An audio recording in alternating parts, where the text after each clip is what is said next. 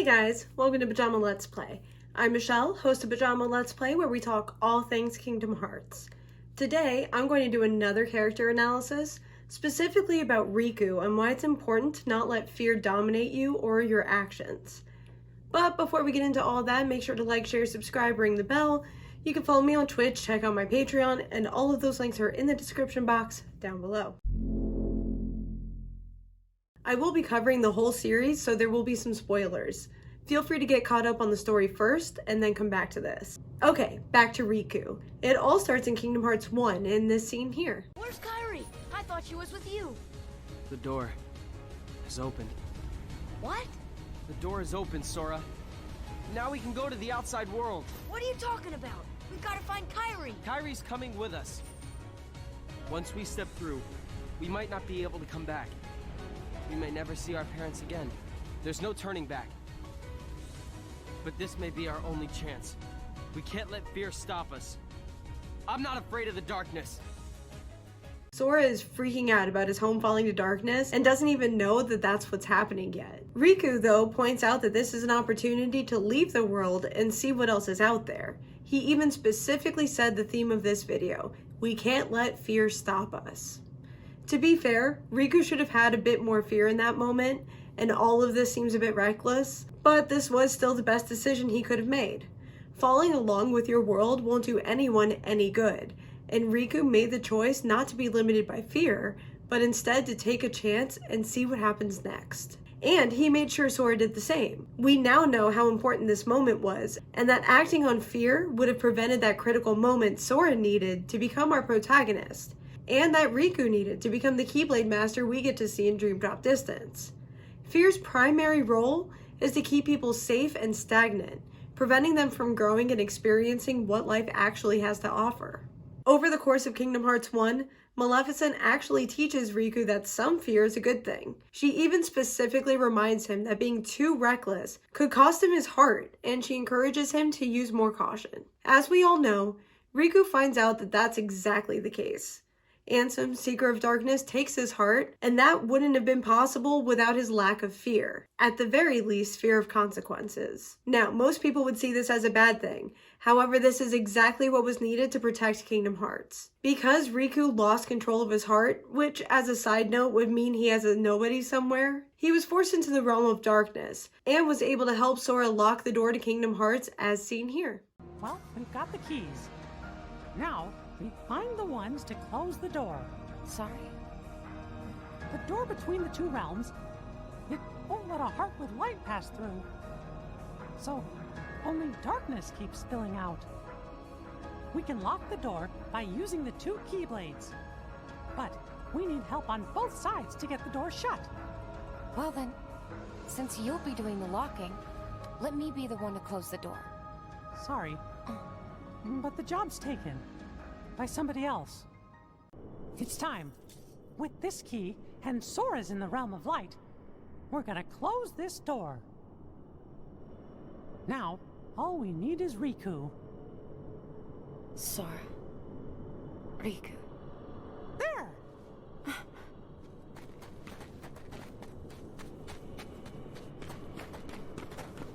That's everybody! Come on, Aqua!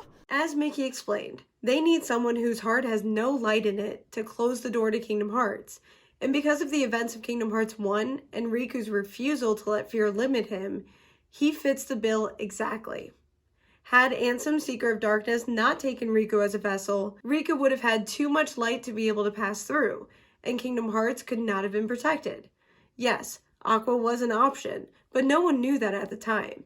They had to make a plan quickly, and it all happened before Mickey found Aqua in the realm of darkness. Without that information, they're lucky Riku acted without fear, to ensure someone would be able to stop the darkness from spilling out and taking over the entire realm of light. Then we get to Chain of Memories, and Ansem, Seeker of Darkness, attempts to spark some fear in Riku to keep his heart bound to the darkness.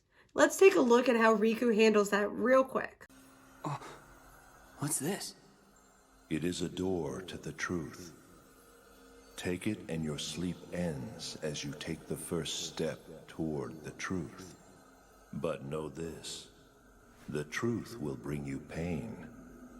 Will you still go? There is no return to the security of sleep.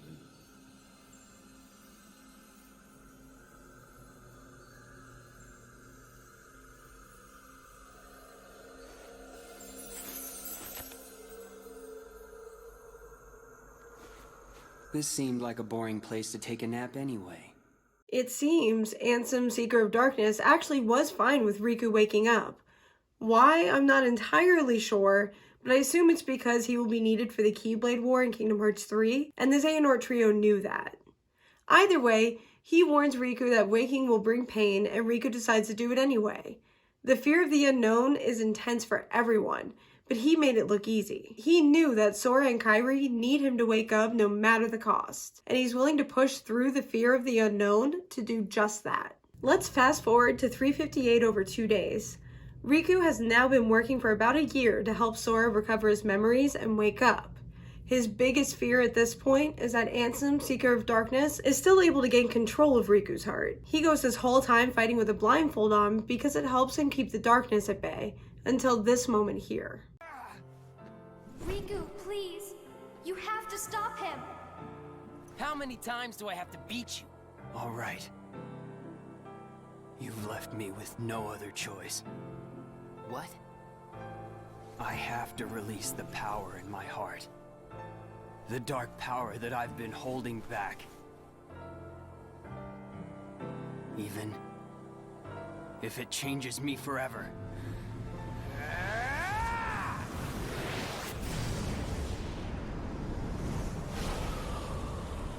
He waited as long as he could, but when Naminé asked him to do more, he faced his fear and removed his blindfold, allowing him to embrace the power of darkness. He was willing to lose his form and even his heart if required to wake up Sora, and it pays off. Had Riku not embraced the darkness, he would not have been able to defeat Roxas, and Sora may not have regained those memories, at least from Riku's perspective. I got the impression Roxas was being compelled to take those actions anyway, and that Riku was more of an obstacle, even though they shared the goal of bringing Roxas to see Sora.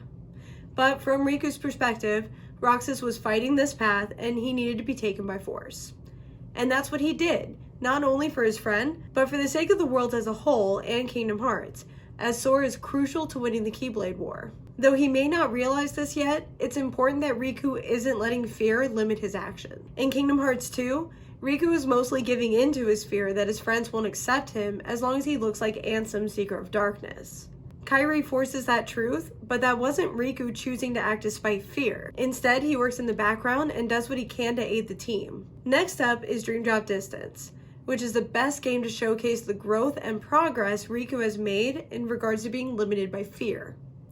The Mark of Mastery exam doesn't sound so dangerous, especially since the last time we know it to be conducted was in Birth by Sleep, fighting some harmless orbs, instead of the true exam as seen in Dark Road.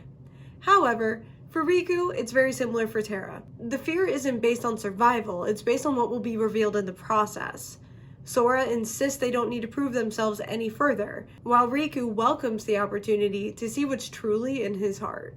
Over the course of the game, we learned Xehanort had hijacked the exam and put Sora into a sleep state so he could be used as a vessel. Riku is so well versed with darkness and fear that it's not even a thought when he finds Sora here. Sora!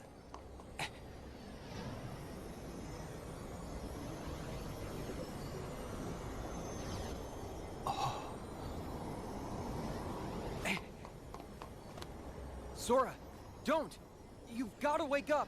Sora!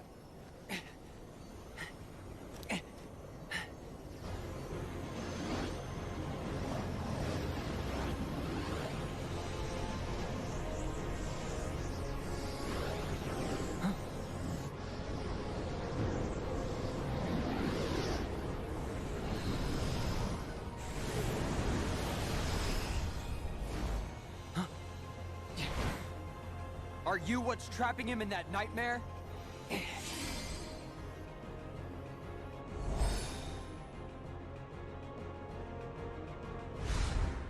Because if you are, I'm what nightmares fear.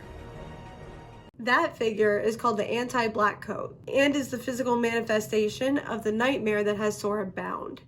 Riku has exactly zero fear in that moment. All that mattered was waking up Sora, and Riku would do and face anything to make that happen. He later stands up to the organization, jumps into Sora's dream to rescue him, and refuses to give in to the darkness every step of the way, even with Ansem, Seeker of Darkness, talking in his ear the whole game. Riku becomes a Keyblade Master and Sora does not, and they begin preparing for the Keyblade War that was foreseen. Since Riku has nothing left to prove to himself or anyone else, he helps Mickey search for Aqua in the Realm of Darkness and bring her back to the Realm of Light. He also battles demon towers, breaks his Keyblade, and makes it to this moment when there is just no room for fear. We've lost. It's over.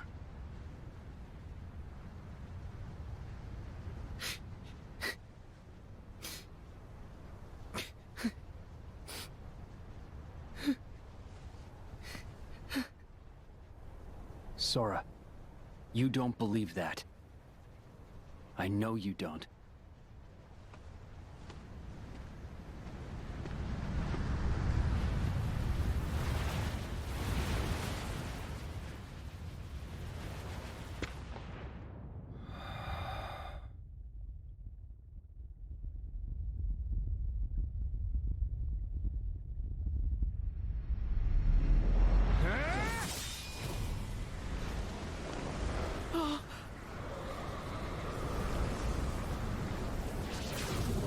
For me, this would have been the scariest moment of all. People like me, and honestly Riku too, have learned to do for ourselves, rely on ourselves, and trust only ourselves. We have accomplished more alone than as a part of any group.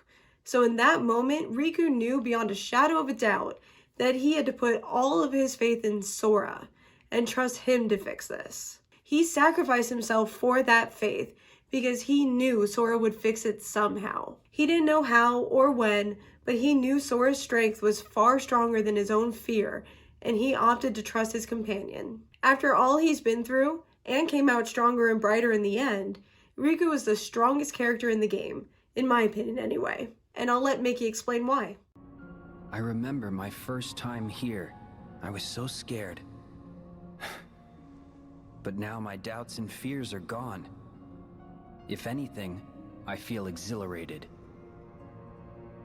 And it's not because there's darkness in me.